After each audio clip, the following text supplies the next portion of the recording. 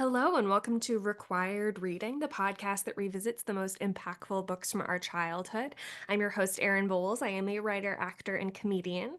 And our guest today is Justine Engel. She is a marketing director in the financial tech world, but her background is rooted in the arts. She studied marketing, Italian, and film and TV, and accidentally kicked off a TikTok trend that she's still cringing about, but that's the internet. We'll have to circle back to that.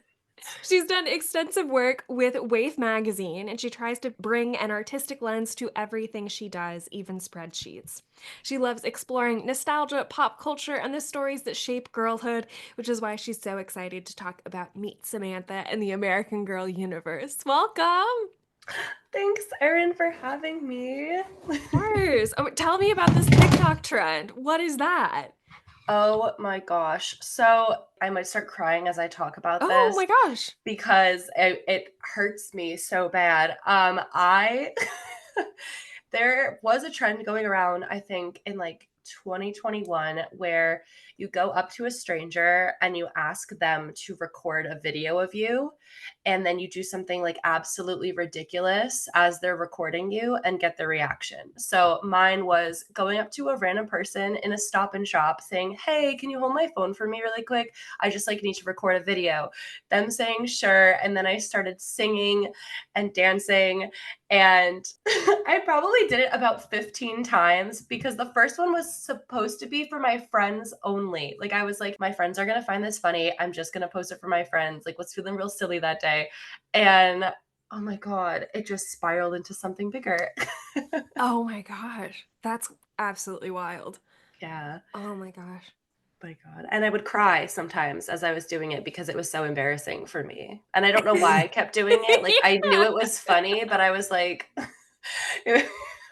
everyone was like, this has to be like a punishment for something. I was like, no, I think I'm very odd like that. It's Oh performance my art. gosh, that makes me think of that Halsey singing in a mall video. Where are you? But Justine and I met through book club. Childry was just on the podcast. Childry co-founded the book club, which makes it feel so perfect to be on a book podcast today discussing one of the first American Girl doll books, Meet Samantha. So, what is your story with Meet Samantha, Samantha Parkington, and the American Girl doll universe? Samantha Parkington was, I think, an identity assigned to me via my family. Oh, So, my grandparents, I mean, they're a little younger than I guess Samantha would have been, but they were like, okay, this is like a classic growing up story. And I always wanted an American Girl doll, but I wanted the ones where you could like pick what they look like. I was yeah. like, I want a look-alike doll, but I think they were more expensive than the like classic American Girl Yeah. dolls. So they were like, Samantha looks like you. Like, you guys both have brown hair and brown eyes. You're Samantha. And so I just took on this identity. But I really loved getting to know her. I thought that, she's so adventurous. She is a tomboy. And I really, really resonated with that because my family was like, put on a dress, put a little bow in your hair. And I was like, I want to climb a tree and dig in the dirt and like, eat chalk or whatever. And, Samantha felt like the kind of girl to do that. But I think now, rereading this as an adult, I was like, okay, this book is about like class and Yes. grief and privilege. And I don't know, it's just taken on a whole new life. I was astonished reading this book, which is only like 60 pages. Yeah. And I want to talk a little bit about American Girl. So this comes out in 1986, and I thought Felicity was the first American Girl because she's American Revolution. Hmm. She was not. They launched three dolls at the beginning. One is Samantha, and then the other two really surprised me was Molly and we'll never know how to pronounce it, Kirsten. It is spelled Kirsten. Everyone Huh. gets six books.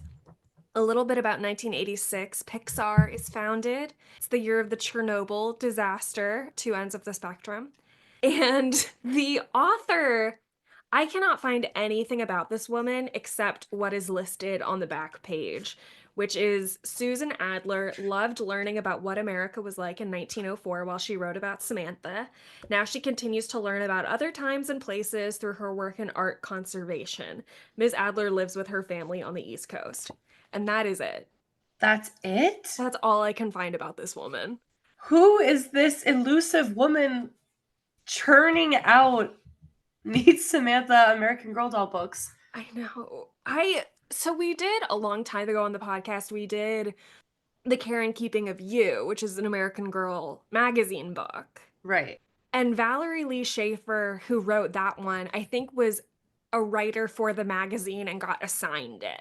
So I Okay. wonder if there's an element of that in here, but she's an art conservationist, which is so interesting. I just don't know. Oh my gosh. I don't even think there's anything in my book about Susan Adler. There's a dedication to my Mhm. parents who made childhood beautiful, but that's the only personal touch from Miss Susan Adler here. Yeah. Which is a gorgeous dedication, by the way. That's so sweet. Yeah, I love that. So strange. Yeah. Great illustrations by Dan Andreasen. Gorgeous. Really stunning. Last week, I recorded an episode about where the sidewalk ends. And my guest asked a wonderful question, which was, do you know anyone with Shel Silverstein illustration tattoos? And I wanted to ask, is there an illustration in here that you would get as a tattoo? Oh, that's a good question. First of all, I want to say that I love these like oval bust Oh my God. photographies that they Yes. have of all the characters in the beginning. I would stare at this page when I was younger for like hours, being like, It's, look at all of these people.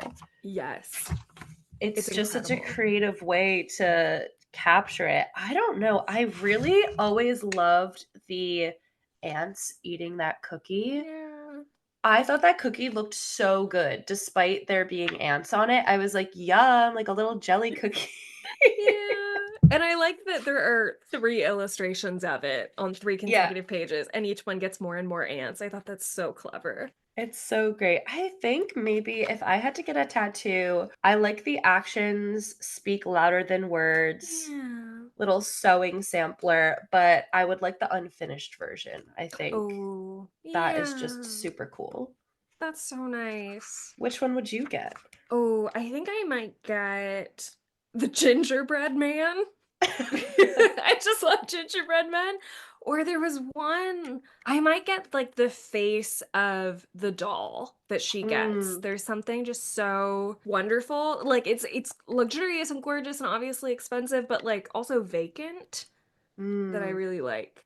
We've talked about American Girl a little bit just in our own time, and there's so much of these dolls that is about, which I think is nice in that it comes into the book, that is about wealth and class. yes. That like these were not dolls you played with because there was always the understanding of how expensive they were. Oh, yeah, my family nailed that into my head, and my doll sat on a shelf in my room that I wasn't allowed to access without permission. They were like, "You can look, but you can't touch." And I would sit there and I would stare at them and I would read my books because I had Samantha and Nellie. I was super lucky. My Mm. grandparents really came through with that. Yeah, Nellie is her friend who moves in next door in this book, the first book, and she's working for the family next door because it's better than working in a factory. Yeah, yeah. Someone was sick, I think her mother. Were they like coughing up a bunch of stuff because they're in the. Oh, and Nellie got was sick at the end, which is why they sent her away, Yes. which spoilers, I guess. For a book that came out in 86. Sorry, guys. Yeah, the air is good and I don't have to work so long and I get good food. Only I don't see my family much and she has never been to school. And Samantha I think is really defined by her kindness. Like she gives Nellie her doll, her precious doll at the end of the book. It's just sweet.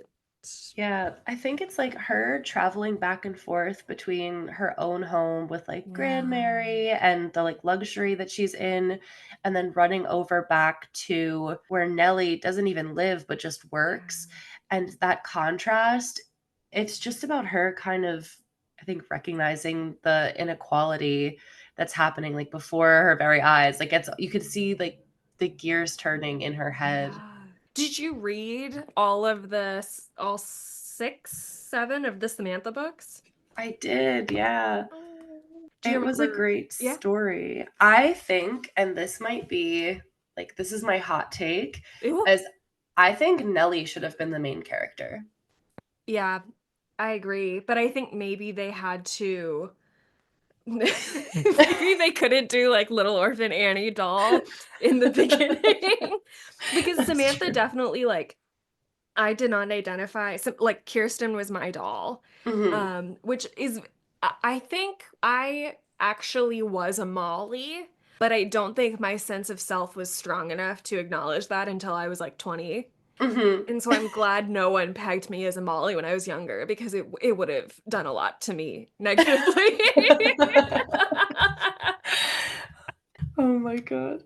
But I love Samantha's big bows and I love her little locket. Her aesthetic is fantastic. Oh, she's always dressed to the nines.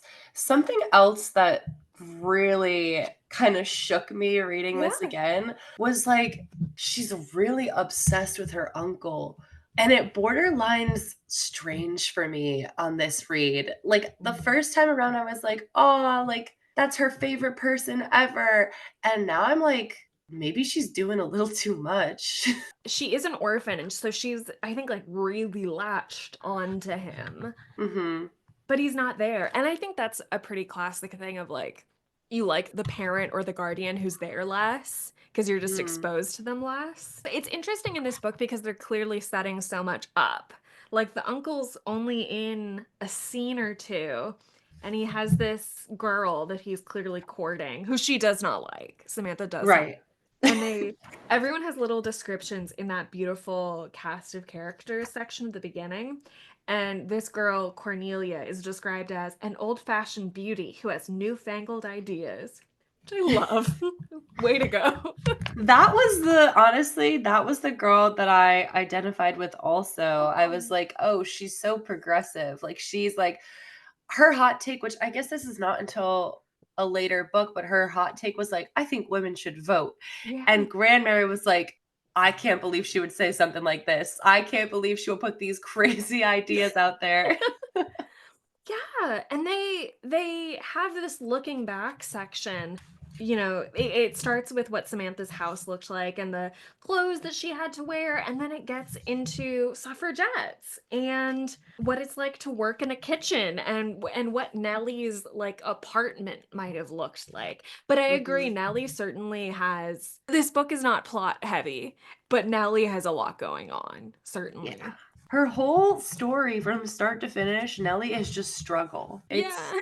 and Samantha's journey is like watching someone else's struggle and then realizing, wait a second, suffering exists Yeah. because I'm witnessing it. But Yeah. I mean, to be fair, she is an orphan. Like Mhm. she has suffered. And I think that, and this is maybe getting again too far ahead, but I know No. that Nellie's parents pass away also. Oh. So they both end up orphans, which brings them closer together in the end. Wow. It's weird. I think that this book probably subtly introduced me to the idea of class privilege Yeah. before I even like had a word for it. It's like I think I was like 8 years old when I Mhm. read this for the first time, and I think I knew it existed, I guess growing up and looking at the way that I was living and these extravagant things that my peers had that I didn't. Yeah. And that sort of was like, why not? And these dolls were really one of the first nice things that I had. So I understood like they needed to be up on a shelf out of reach from me, but it was so I don't know. I'm getting a lot of thoughts right now. Yeah. I think some of those early moments for me, because I did not read these books. I had a couple Kirsten ones, but I don't think I ever cracked them open. But I think I remember those moments definitely of going to other friends' houses and like, oh, they have more. For me and growing up on the East Coast, this is so different from LA, but still in my mind, like if someone has a pool, they're the 1%. Like a pool is the defining luxury in the world. Yes. Yes. Oh my gosh, that was the one thing. Or if somebody had a garbage can that was in a cabinet drawer, like, those Oh, pull-out ones, I was like, "Whoa, what is this?" Like, that's so true. I never thought of that, but you're absolutely right. my school that I went to, we had, like, multiple towns go to the same school, and one of the towns, I think, was, like, one of the richest in New Jersey, and so if you befriended somebody from one of those towns and were set up for a play date, going to their houses was like going to Disney World. I remember I went to this girl's house, she had, like, a movie theater and, like, a basketball court, and she never used them, like, didn't care about them at all, and I was like, "You live like this," like Yeah. Yeah, I had some mean friends in high school, but I think one of them was like, "Erin lives in the bad part of town." And I was like, Oh, no. "We live in a suburb of DC. No one here is in a bad way. Like Yeah. we are all fine." Oh my gosh. Well, I guess you didn't read this as a kid, but I was gonna ask if there was something Yeah. that jumped out to you this time that you maybe didn't get the first time reading it, or if this was your first read through?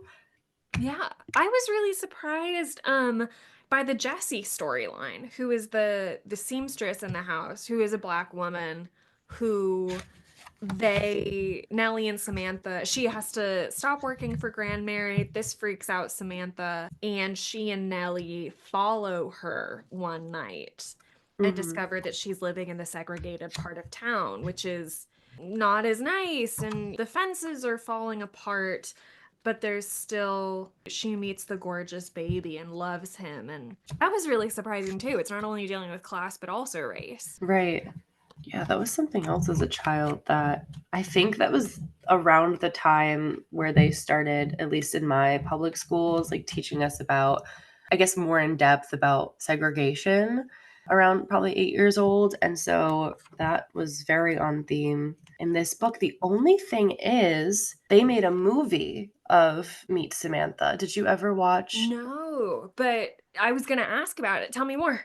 So I don't think they included this part with Jesse and Lincoln, who is Jesse's husband. I don't think they include them in the movie. Wow. So, at least not to my I've watched it a couple times and it really is not sticking out to me.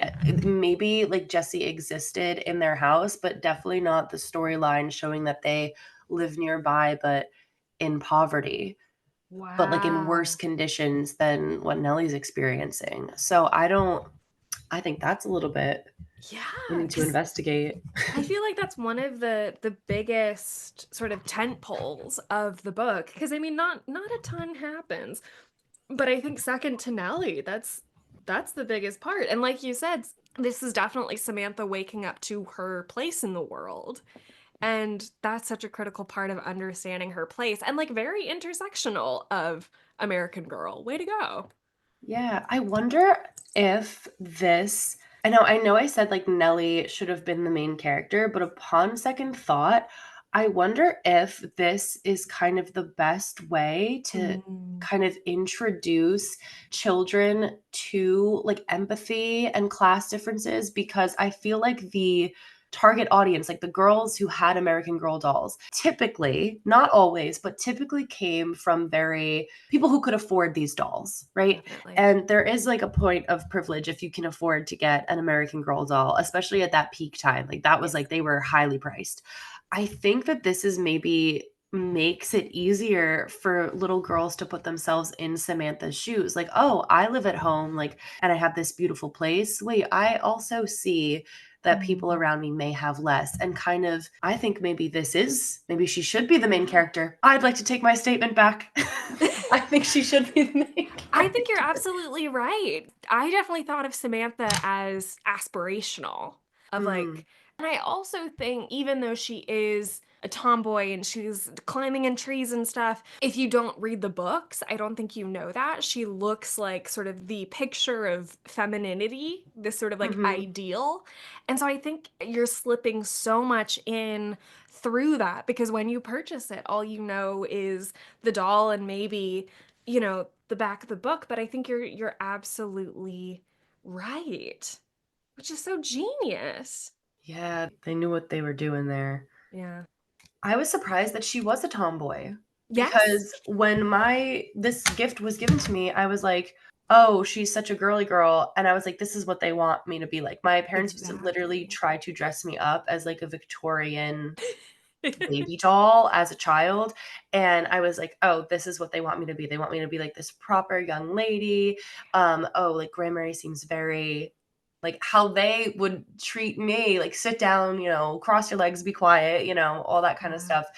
Then discovering that, oh, on the side, she was actually a tomboy and she was fist fighting with her neighbor Eddie and like climbing trees and yelling at people and loved her uncle and his girlfriend with newfangled ideas. And then I was like, wait, that kind of is me. Yeah. Oh, that's gorgeous. I am interested to know through the other books how those girls deviate from the expectations that are set up. Hmm. If I had all the time in the world, I would definitely do a PhD study on the relationships between women and dolls and daughters. Because Yeah. I also really experienced like my mom trying to dress me up and like I hated dresses and even now, I'm almost 30 and I'm like, well, if I wear a dress is my mom going to comment on it and be like you hated those when you were young and now and do mothers treat their children as dolls or that's a huge thing that's always floating in my mind. Right. Oh my god. I wonder if, like, is it conditioned? Is it because, Mm, when you're a little girl, you're given a baby doll and you're like, "You have to take care of this. You get to yeah. dress it up the way you want." And then when you're given a baby when you have a baby in real life, then you're like, "Okay, I don't really have any experience with this, but, calling back down deep into my psyche, I guess Right. I just, like, carry it around and dress it up." Yeah. But Yeah. wow, that is something to think about. I know that, like, this also, I think going back on, is my mom gonna yell at me for wearing a dress? Like, it is so deeply ingrained. Like, to this day, if I put on anything that's sort of feminine, I feel like I'm in costume. Like, I feel like I'm in Mm, not maybe drag, but it's just like this is not who I am at the core. And I think that was also how Samantha felt. Like, yes. she wanted to run around, and I don't know if it was this book or another one, but she talked about how dresses were very impractical. Like, they did Yeah. not make it easy to climb trees, and it was something that held her back a lot. And I was like, speak on it. Like, Yeah. It's a very sort of subversive idea or set of ideas within this really privileged world. I so clearly remember being between like 8 and 10. My mom and I went on like a little day trip up to New York, which is like 3 or 4 hours from where I'm from. And we went to the American Girl doll store. And as we were like walking up, a full limousine pulls up and a bunch of girls get out with their dolls and they're all matching head to toe and they flood in to go to like the hair salon and the tea and my mom and I were just like maybe we'll buy a pair of shoes and so that was my mom still loves to talk about that moment. whoa, how did that make you feel, like, as a Oh, young child? I think what's interesting about being a child is how much you, up until a certain age, just hear your parents' thoughts and you're like, well, that's how I should see the world. Mhm. And I think my mom saw that and was like, that's ridiculous. That is silly. So I think I adopted that. But I don't know. And it's so fascinating that her getting a doll is a big part of the book. Yeah. Oh my gosh, another key point. Mhm. Like, not that this is all about me, but, like, getting a doll was such a big deal for her, and Yeah. this was also a really big deal for me to get a Samantha doll. Yeah. Yeah, I feel like every person I have talked to about American Girl has that same refrain of could not touch it. They were so high quality. I think they Yes. probably still are, but it was like the clothes were real. Like Mhm. everything was so well made. There were so many little details put into everything.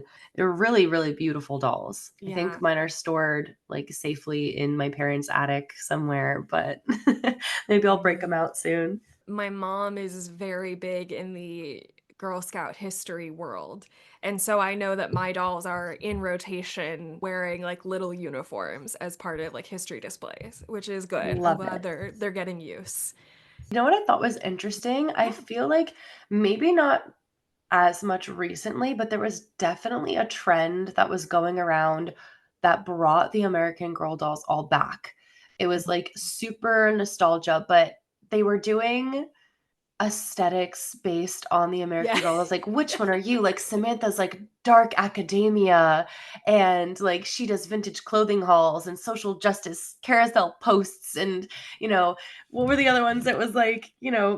Kirsten is doing like is making butter from scratch, like very Nara Smith, Yeah. influencer type. I think that is such a standout thing for our generation, like growing up, the American Girl dolls, like it just keeps coming back on cycle. We can't let it go. No, because I think it's such a critical, like, at least in like the aughts when we were growing up, I feel like it was such a cornerstone of forming your young identity. It was like, which American Girl doll do you have, and what's your Disney princess? And that was the pillars.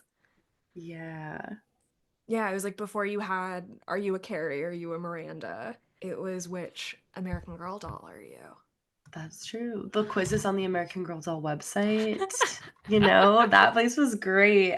Those Oh, flash games were so wonderful. Like, I don't know if they definitely. still exist. I bet they do. I bet they're out there. But I wanted to talk about also she and Nellie sneak out at some point and go find Lincoln and Jesse.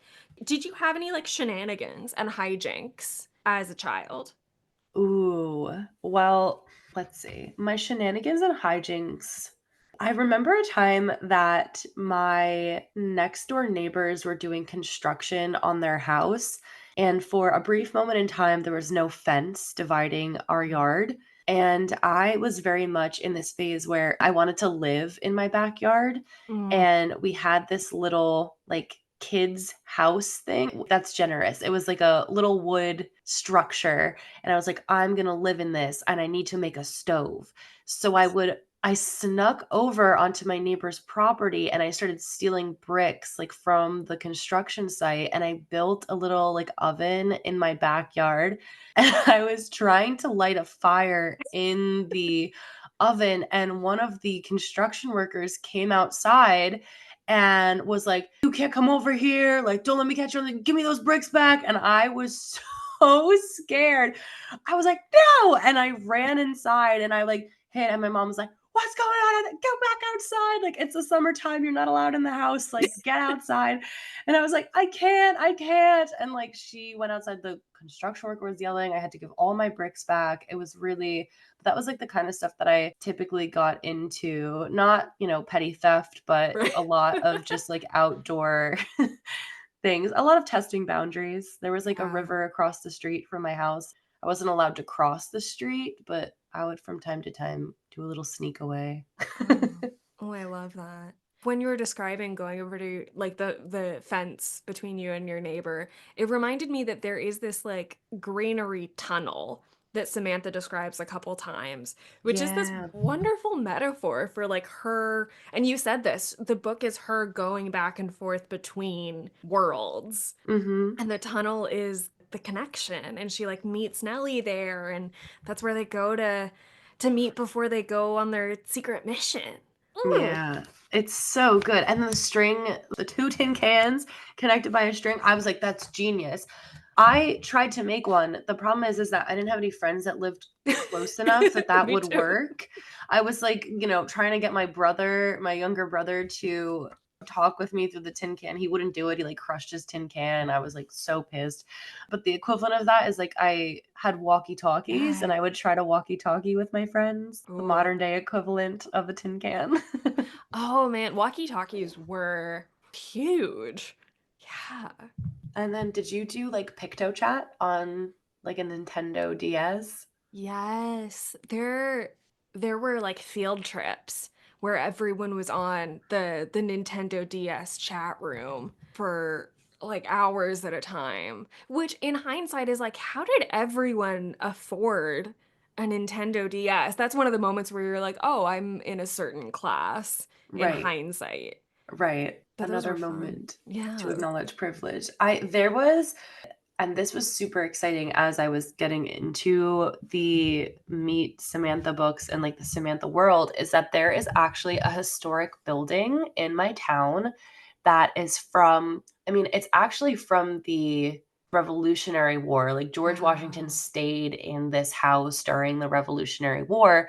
But after that, it turned into a home, like a beautiful, big, luxurious home for kids that grew up like the same time as Samantha. So, like, in Wow. 1904, there would have been a girl living there the same age as Samantha. And they gave tours at this house and they were free because we lived in the town. And I used to make my mom, I would drag my mom there. I'm like, please, like just another tour. And they didn't change the tour. I would just sit through it on repeat. I had it memorized by, I don't know, the third time around. And if I ever went there like on a field trip, I was that annoying kid that was like, Yeah. I know, like, oh, let me tell you about this. And they were like, please be quiet. Oh my gosh. But in college, I worked at a house like that as a tour guide. And so being on that's so cute.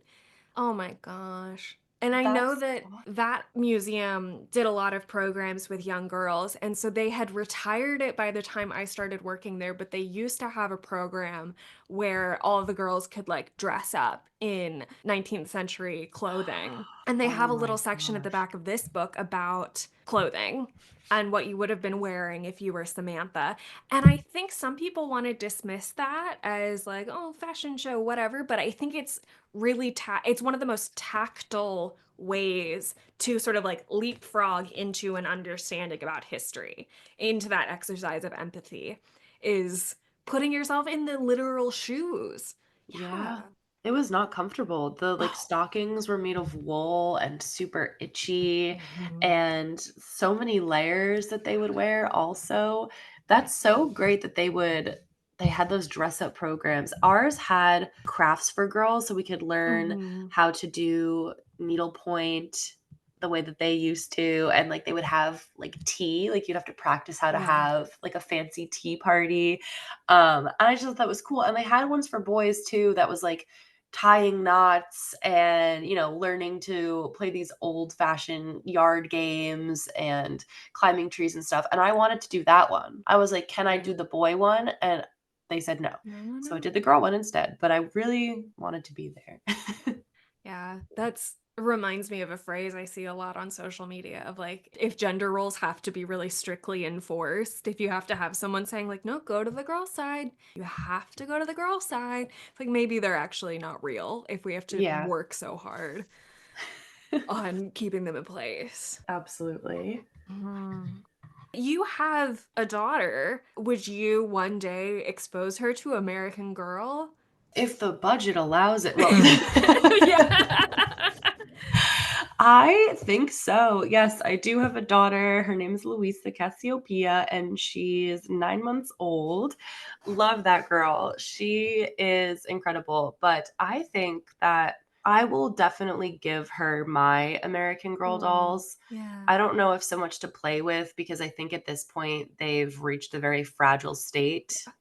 But I think going to the American Girl doll store was something that I remember Mhm. so vividly in my childhood. And I actually recently took my partner's younger sister is 13, just turned 14, and Oh, I took her to the American Girl store because she had never been before. And I was like, you have to, like, we have to go. And we got her first American Girl doll because I just think that is such a pivotal moment that yeah. every girl needs to experience. So, of course, I'm going to take Louisa and do that. I think that they do such a great job of helping girls acknowledge that they don't need to fit into these gender norms, Mm, because I think every American Girl doll was such a strong, complex character. They were yeah. not shallow. They passed the Bechdel test, that whole Yeah. thing. And it's like you can express yourself any way you want. Like if you want to dress girly and be a tomboy, you can. There are American Girls that, dressed up more boyish and acted more Mhm. girly. And I just want her to be whoever, and I think this is, like, a great introduction into that, and I would love to share that with her, and maybe she'll also get weirdly obsessed with different historical time periods like me, and we can yap about it. Were you really obsessed? I mean, you talked about that museum. Did you pursue this sort of turn of the century time period elsewhere? Did you have like other really specific historical interests as a kid? I know some kids have Yeah. Egypt and So I was obsessed with Little House on the Prairie.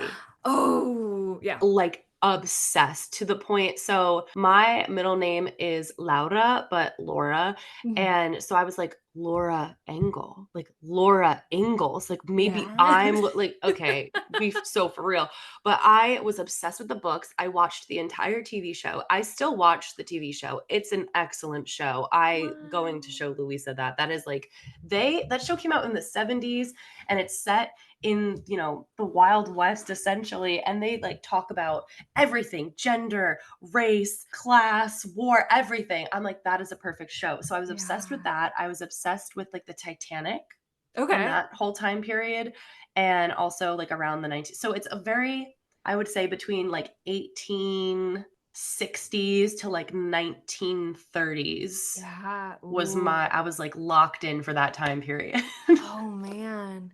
2 years ago when I started the podcast, I think like the fourth episode was Little House in the Big Woods. And that book really, when I was little, my mom really wanted me to read those. And because she wanted me to read them so bad, I didn't.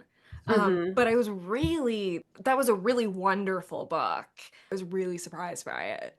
Yeah, that's a great so unfortunately, I was like that kid where for Halloween, Yeah. everyone was dressed up as like a princess or, some celebrity, and I showed up like I dressed up like as a prairie girl for Hell yeah. for Halloween. I was like, "I'm Laura Ingalls Wilder," and they were like, "Whoa, ew, you're not sitting at our lunch table." Did you have like living history days where you had to, I think in elementary school, you had to like dress up as a historical figure and like prepare a little paragraph to be like, Yep. yeah. Did you do Yep. Laura Ingalls Wilder? Because I think I did. Absolutely. Yeah. Yeah, I did. I volunteered myself. No one asked me to do this. I made a diorama Hell of yeah. a one-room schoolhouse, like a little red one-room schoolhouse. I literally put like desks and chairs in it. I put like little mini candles. Oh I my spent so much God. time on this, and I like gave it to my school's library. I was like, this is like what like our school used to look like back in, whatever. I think it was like the 18 I was like, in the 1800s, this is what our school would have looked like. I like researched it, and then they put it up like on display, but I was Oh my nobody gosh. asked me to do that. I don't know why I did it to this day. I'm obsessed. How old were you? Oh, I think I must have been like 11. Oh, oh my gosh, I love that. As a big like I have discovered I really like dioramas and such, and I think that's fantastic. Okay, Oh, so we should make like dioramas sometime is what I'm yes. hearing. Oh my gosh, yes. How do you like choose toys for your child? Oh, I love open-ended play. Oh. So I like her to come up with the ways that she plays with the toys. I'm really scared about, like, not to sound so woo-woo, but I'm like microplastics and all that. Mhm. So she has a lot of like wooden toys, Aw. and I really haven't given her anything that like has batteries and lights up and makes music and sound. And Right. she's really great at independent play. So she'll play for a really long time with her little wooden toys. Anything that kind of encourages imagination. I was like a Montessori preschool teacher for a while, and Wow. I so much like so many So side much quests. lore. But I was a preschool teacher for a little bit, and it was in a Montessori school, and a lot of that is having just an open-endedness, just giving them a container of blocks and seeing what they make out of it and not forcing one thing over another. Like, you don't have to organize it Yeah. by color or whatnot. So I just want her to be able to explore creatively and also naturally. Like, she's happy if I give her a stick. If we're outside and I'm like, pass her a stick, she's like, woohoo! So nothing fancy. Oh, I love that. I was wandering around Target or something recently with my boyfriend, and I realized I had a lot of planes growing up, like plane Mm. aviation toys, because my dad is a pilot. And so that makes sense. And I was just thinking a lot about like how the interests of parents sometimes can manifest in, because my dad's also an architect, so I did a lot of building and a lot of blocks. And I Oh, had nice. one particular gorgeous set of wooden blocks that looked like a Russian cathedral Whoa. because my mom is a Russian scholar. Oh my god. Which I That's think is like, perfect. of course. So that I think that's so neat. I think maybe I'm very, like, outdoorsy, so I love hiking and camping, and so I have gotten her, like, woodland Oh, animal toys, like little wooden, like, woodland animals, and I wanna get her, like, a tent, like a play oh tent for her yeah. room. So I could definitely now upon you saying that, I'm like, "Yeah, that makes sense," especially art and stuff, like a little Right. drawing pad for her. I'm like, "I like this, you might too." Yeah. Oh, but I love that. Because I think it always comes from such a place of care and like wanting to share and connect. Oh. Yeah, I think that the one thing I'm trying to be mindful of, especially, is that if she shows like a certain interest in something, to just be able to embrace that instead of redirecting it. So my parents would try to redirect my interests if it didn't align with Mhm. theirs. And if she one day wakes up and is like, I only want motorcycle toys, like motorcycle toys she gets, and I Yeah. will be there, Oh, good. encouraging it. I love that. I have questions about, like, your Yeah, American Girl doll experience, and I guess, like, I don't wanna divert too far go about, for like, it. Go for it. Kirsten, but do you feel like your perspective now as an adult, do you think that they sterilized the books too much, or did they show just the right amount of struggle for children to read? Yeah, not remembering the Kirsten books at all.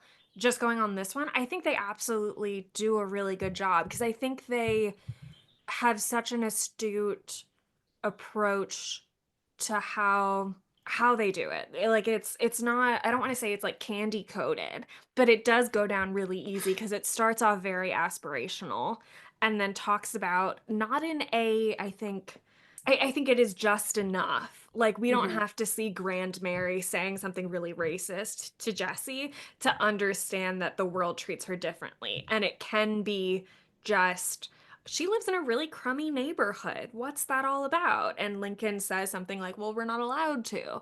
And just that is enough to make you go, oh, why is that? I think mhm. that does a really wonderful job because kids are able to make those questions. What do you think? Right. No, I think they did a great job. I was worried that I would be disappointed on an adult read through where it felt very childish, but it didn't. I think this was perfect for a really wide age range Yeah. where, you could read this to a young kid and there's stuff that's obvious enough that they would understand it. And then for maybe like a teenager, like it's still good. I think it's a great read. I think the movie goes into a little bit more graphic Oh. depictions of what's Mhm. going on, which I thought was really interesting because I remember being scared at some parts during the Oh. Meet Samantha movie. There's a very graphic factory scene that Right. scares me, like a child really injures himself in the factory, and that always stuck out to me, and I was like, "That is harsh," but I Yeah. don't know if they put it in the books. I think they did great. I'm a fan. Yeah. I did look. This is 1904 is 7 years before Triangle Shirtwaist Factory. One little thing on the back of the book that I just wanted to read that's sort of like a mission statement from American Girl. American Girl celebrates a girl's inner star, that little whisper inside that encourages her to stand tall, reach high, and dream big. We take pride and care in helping girls become their very best today so they'll grow up to be the women who make a difference tomorrow. I was blown away by that. That is like chills, honestly. Yeah, That's beautiful. I love it. I loved revisiting this. Yeah, this was really fun, and I not that I forgot that it existed, but I was like, "Oh, I gotta get Lou on this Yeah. American Girl doll stuff." Yeah, I there's a statement on the back of mine that's Mhm. different because it talks about the American Girls collection, and I guess Right. this is just when there was Kirsten, Samantha, and Molly, and it says, like, "You can share their worlds, their friends they make, their struggles and successes they have in school, the excitement of their Christmas secrets, their birthday celebrations, and their summer adventures. You'll see that Mhm. some things in their lives are very different from yours, but others, like families, friendships, and feelings, haven't changed at all. These are the important things that American Girls will always share. These are the traditions that come alive in the American Girls collection." Oh, I think that's wonderful. And there's one Samantha book where she is on a boat in the midst of a storm that I might want to crack open one day because that looks just Oh, wild. that's a thriller. That book is a thriller. I couldn't put that one down. I had my little reading flashlight. I was under my Mhm. covers and I was locked in. That's a good one. Oh, I bet. Oh my gosh. Well, would you consider this required reading? I would consider this required reading. Yeah. I would say that this is I mean, any of the American Mhm. Girl doll books should fall under the required reading. I think it's kind of maybe not the Samantha one specifically, Mhm. but an American Girl doll book, whatever speaks to you, that Mhm. is required reading. Yeah, and there's so many entry points. I think it's such a brilliant concept of the dolls with the books, with all the different time periods. I think it's wonderful. Absolutely. It's great. It's such a world. It's Mhm. not Yeah. just a book like the American Girl doll. It's a world. There's Yeah. so much to it, and I think that it's something that deserves to be explored. And I mean, this book is almost 40 and still like not groundbreaking, but kind of still really Yeah. subversive. Yeah, Still relevant. definitely. Which I think is also another as another side note, it's like the fact Mhm. that this is 40 years old and still relevant just shows how much I mean, it says these are the important things that American Mhm. girls will always share. And they're Yeah. kinda right. This is something that is, continued out even till today. Yeah, hell yeah. I was very surprised. Well, rounding out, is there anything you'd like to plug? Anywhere you'd like to be found? You can find me on Instagram or TikTok. Both of the usernames in there are Killer Pumpkins, but with a Z. Hell yeah. Yeah, that's where you can find me. Wonderful. Thank you so much. Yeah, thank you so much for having me. This was really fun. Yeah. Well, I will stop the recording.